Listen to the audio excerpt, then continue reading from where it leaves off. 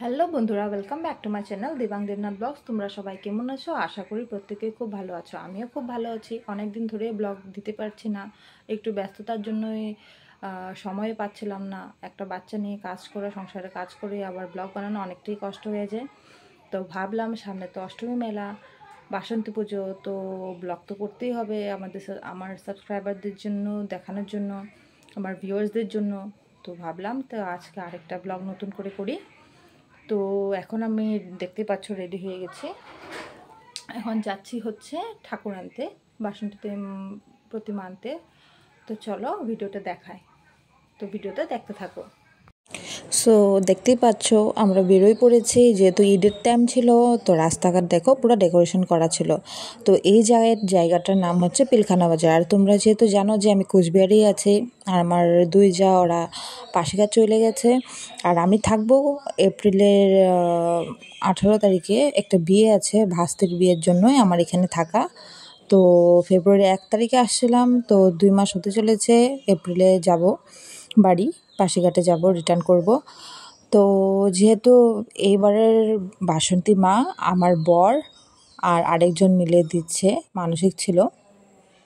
তো আমার ছেলে যখন আমি প্রেগনেন্ট ছিলাম তখনই মানসিক করেছিল যে পুজো দিবে, দুর্গা মূর্তি দিবে, প্রতিমা দিবে। তো এইবার যেহেতু আমি কোচবিহারে আছি, তাই ও বলছে যে এবারও আরেকজন মিলে এবার দুর্গা প্রতিমাটা দিবে। তো এই যে দেখো আমরা কারখানায় চলে আসছি। তো এখানে সবাই মিলে নদীর পাড়ে যারা কমিটি মেম্বার্সরা ছিল ওরা মূর্তি তুলছে। আর মূর্তিতে মানে ভীষণ সুন্দর হয়েছে। মুখটা আমি সামনের থেকে দেখাবো। আর এদিকে দেবাং ঠাম্মির সাথে, আর এই যে দেখতেই পাচ্ছ যে মানে আমরা 4 জন আসছিলাম। তোমাদেরকে যে বলেছে যে 2 জন মিলে দিচ্ছে, তো আমার শাশুড়ি মা আর আমি, আর আরেকজন যে দিচ্ছে ওনার মা আর স্ত্রী আসছিল। ঠিক আছে, তো এখন মূর্তি তোলা হচ্ছে, এই যে দেখতে পাচ্ছ। আর যে জায়গা মানে যেখান থেকে আমরা মূর্তি নিয়েছি, প্রতিমাটা নিয়েছি, সেই জায়গাটার নাম হচ্ছে কলের পাড়। তো প্রতিমা ওঠানো হয়ে গেছে। মানে মুখটা দেখলে অনেকটা মানে সুন্দর আর অনেক কিউট হয়েছে প্রতিমাটা। মার প্রতিমা তো এমনিতেও সুন্দর, তার মধ্যে এত সুন্দর করে বানিয়েছে ওরা। তো এই যে দেখো প্রতিমা তোলা হয়ে গেছে, এখন আমরা প্রতিমাটাকে নিয়ে যাব। তো ভিডিওটা দেখতে থাকো। সো এই হচ্ছে সেই কারখানাটা, তোমাদেরকে আমি ভিতর থেকে দেখাচ্ছি। এখানে অনেক রকম মূর্তি বানানো ছিল। আর এদিকে আমার ছেলে দেবাং ঠাম্মাকে জিজ্ঞাসা করছিল, ঠাম এটা কি, ওটা কি। এই যে দেখো, তো বাইরে মূর্তি তোলা হচ্ছে এদিকে।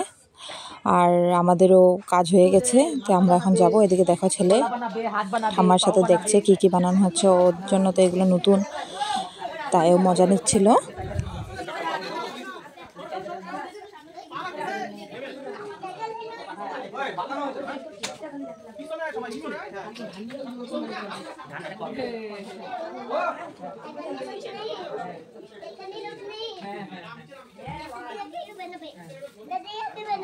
কি বানাবে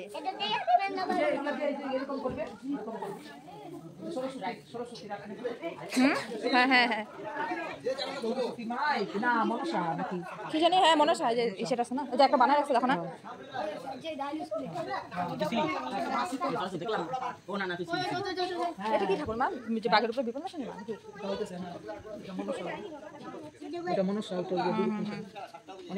সবাইকে হাই বলো। হাই হাই হাই হাই তুমি, হাই আরে হাই ঢাকা হবে হবে। মা কি জয়, লক্ষ্মী গণেশ কি জয়, সরস্বতী কি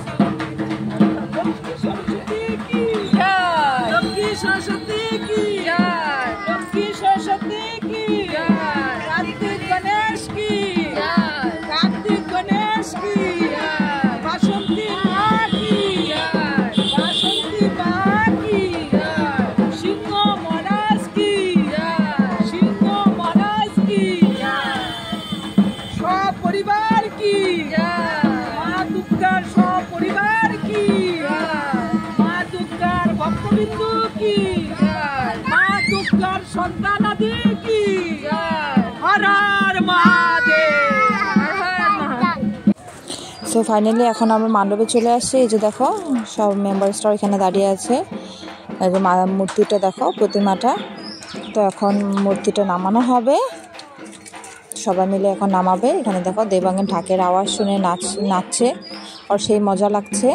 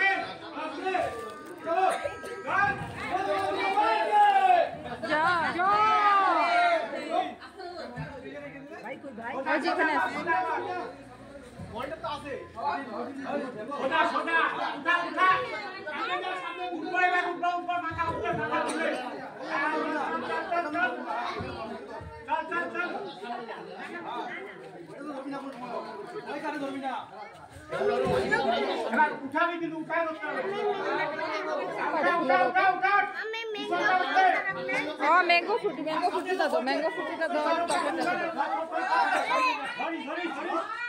বাসন্তী মা কি জয়।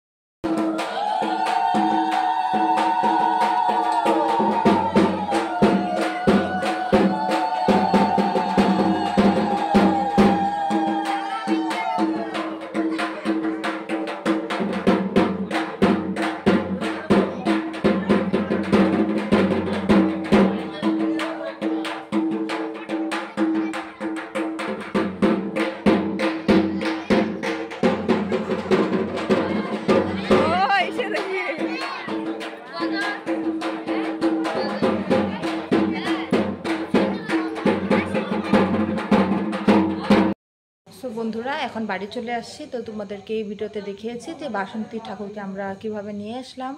তো কালকের থেকে পুজো শুরু, কালকে বরণ হবে। তো বাকি ব্লগগুলো তোমাদের সাথে অবশ্যই শেয়ার করব। সো এখনের জন্য টাটা। ভিডিওটা কেমন লেগেছে অবশ্যই কমেন্ট করে জানিও, ভালো লাগলে লাইক কমেন্ট আর সাবস্ক্রাইব করে দিও। তো এখনের জন্য টাটা, আর আমার ব্লগগুলো দেখার জন্য অবশ্যই আমার চ্যানেলটা সাবস্ক্রাইব করে নিও।